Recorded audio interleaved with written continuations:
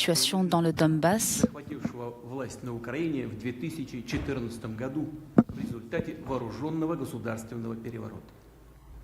Обращаюсь сегодня к вам, ко всем гражданам нашей страны, к людям разных поколений, возраста и национальности, к народу нашей великой Родины, ко всем, кого объединяет большая историческая Россия, к солдатам и офицерам, добровольцам, которые сейчас сражаются на передовой, находятся на боевом посту. Je m'adresse aux soldats, aux officiers, aux volontaires qui sont actuellement en front, aux habitants des territoires de Louhansk et de Donetsk et d'autres territoires libérés de Kherson et de Zaporizhia. Il s'agit de points et de mesures nécessaires pour solidifier la souveraineté et l'intégrité territoriale de la Russie. Ces régions doivent décider elles-mêmes de leur destin, loin de Kiev, de garder leur pouvoir et de bloquer les développements imposés par Kiev, pour imposer leurs décisions, pour imposer leur volonté. Le but de l'Occident est d'affaiblir notre pays. Ils le disent ouvertement. En 1991, ils ont réussi à détruire l'Union soviétique. Et actuellement, ils souhaitent refaire le même coup. Ce sont des projets de longue date. Ils ont encouragé des bandes de terroristes dans les territoires du Nord. Leur arme est la russophobie totale. Des décennies durant, ils ont contribué à créer ce sentiment de haine à l'égard des Russes.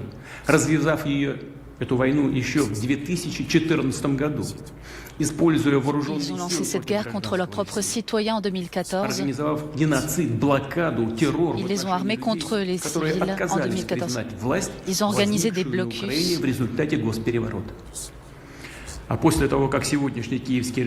Et ont refusé de reconnaître le pouvoir, le régime, après le coup d'État de Maïdan en 2014. Что новое, очередное, как это уже было прежде дважды, крупномасштабное наступление на Донбасс. Par la suite, le régime de Kiev a même prononcé la volonté de créer des armes nucléaires. Cette intervention était donc inévitable, même la Crimée russe était inévitable. D'où la nécessité de créer cette opération spéciale.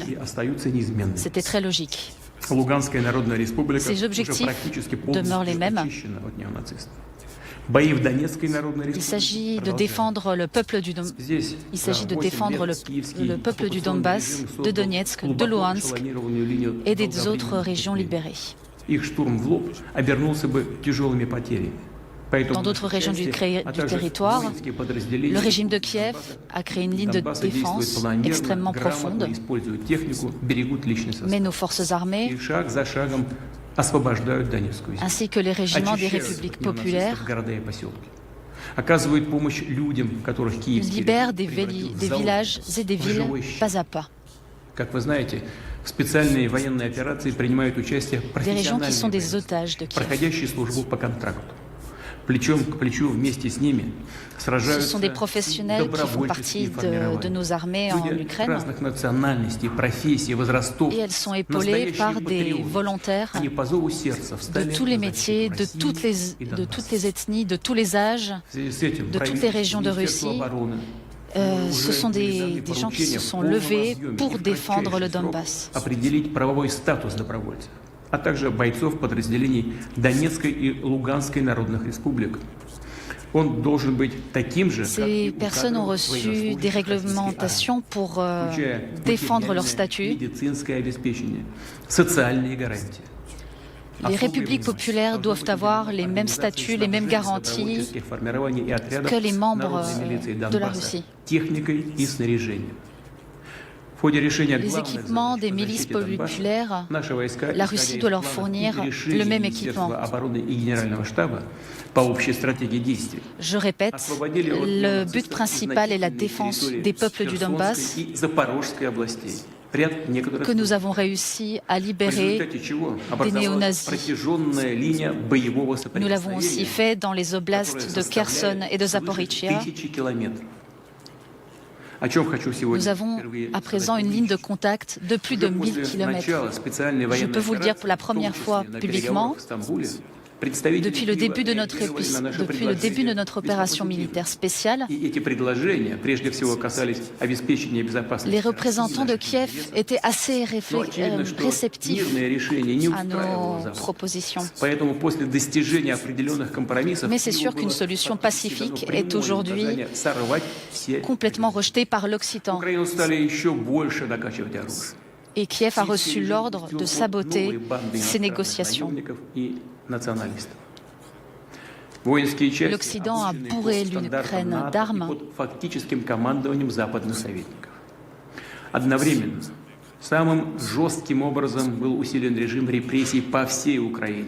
Les forces ukrainiennes sont actuellement entièrement guidées par l'OTAN.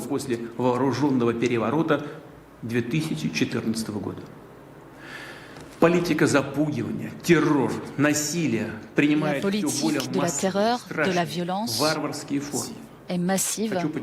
C'est une barbarie.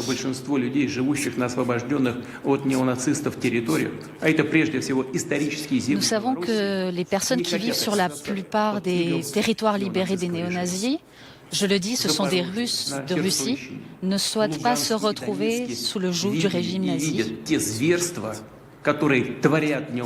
Ceux qui habitent à Kherson ou dans le Donbass savent ce que c'est la barbarie nazie. Dans l'oblast de Kharkiv, ils savent qu'ils s'inspirent des collaborationnistes nazis de la Seconde Guerre mondiale, comme Bandera, et perpétuent là des crimes horribles. Avant, sur ces territoires, il y avait plus de 7,5 millions d'habitants. La majorité de ces personnes sont aujourd'hui déplacées. Ceux qui restent sont bombardés de manière constante de la part des néo-nazis qui n'épargnent ni les hôpitaux ni les écoles. Personne n'a le droit moral de laisser ces personnes à l'abandon, ces personnes qui nous sont proches. Personne ne peut les laisser à la merci de ces bourreaux. Les parlements des deux républiques populaires et les autorités des deux oblasts de Zaporizhia et de Kherson ont décidé de référendum pour déterminer de l'avenir de ces territoires. Ils ont demandé le soutien de la Russie et je le souligne, nous ferons tout pour créer des conditions stables et sûres pour la tenue de ces scrutins. C'est très important. Nous soutiendrons la décision qui sera prise par la population. Chers amis, aujourd'hui nos forces armées, comme je l'ai déjà dit, agissent sur la ligne de front de plus d'1 millier de kilomètres. Ils ne luttent pas uniquement contre les régiments ukrainiens néo-nazis, mais aussi contre l'Occident collectif. Notre opération est extrêmement pertinente par rapport à la menace que nous subissons, que subit notre patrie.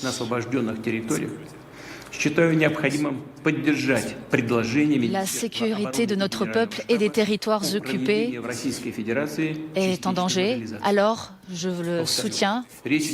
La décision du ministre de la Défense, et je soutiens cette décision du ministère de la Défense de mettre en place la mobilisation partielle La convocation sera envoyée aux réservistes, c'est-à-dire ceux qui ont déjà fait leur service militaire, qui ont déjà reçu une qualification militaire. Évidemment, on leur proposera une formation militaire supplémentaire une fois envoyés sur le front. J'ai signé le décret sur la mobilisation partielle en Russie, conformément à la législation. Notre Parlement, c'est-à-dire la Chambre haute et la Chambre basse, seront informés de cette décision. Il rentrera en vigueur à partir du 21 septembre.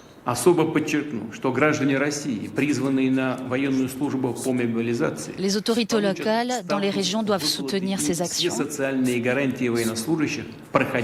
Évidemment, ceux qui sont convoqués recevront le même statut que ceux qui font déjà partie des forces armées, qui sont sous contrat. Cette mobilisation concerne aussi ce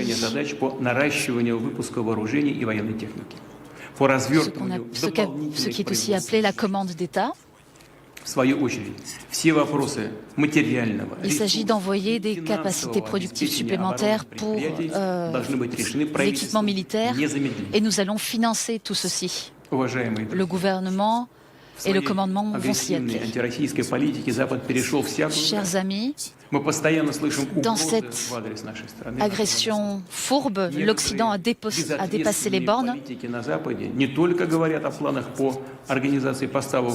Des hommes politiques irresponsables en Occident parlent constamment de fournir des armes à l'Ukraine, de leur fournir des systèmes qui permettent d'attaquer la Crimée. Ce sont des décisions terroristes.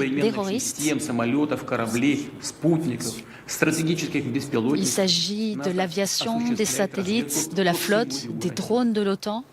Il s'agit d'activités d'espionnage. Washington, Londres, Bruxelles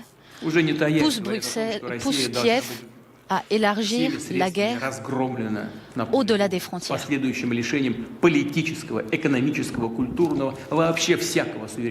Vous venez d'entendre, ils souhaitent absolument priver la Russie de ses richesses. C'est l'Occident qui est responsable de ces bombardements de Zaporizhzhia et d'autres chefs de l'OTAN disent même que des armes de destruction massive, c'est-à-dire des armes de destruction nucléaire, ne sont pas exclues.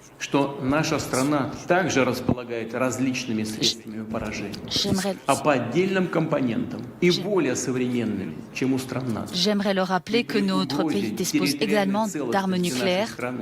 Et donc, si notre intégrité territoriale est menacée, nous allons nous défendre. Nous allons utiliser tous les moyens dont nous disposons. Et ce ne sont pas juste des paroles.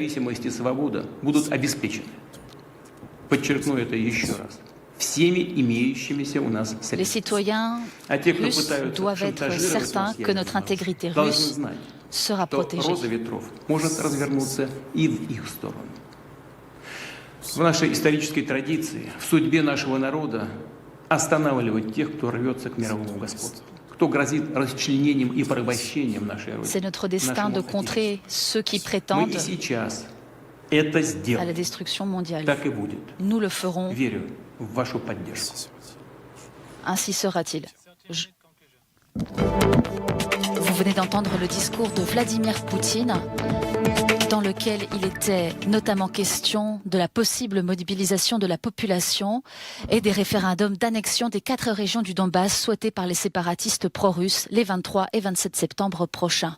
Nous allons interrompre ici ce direct. Vous retrouverez d'ici quelques instants la suite de vos programmes sur Euronews. Belle fin de journée.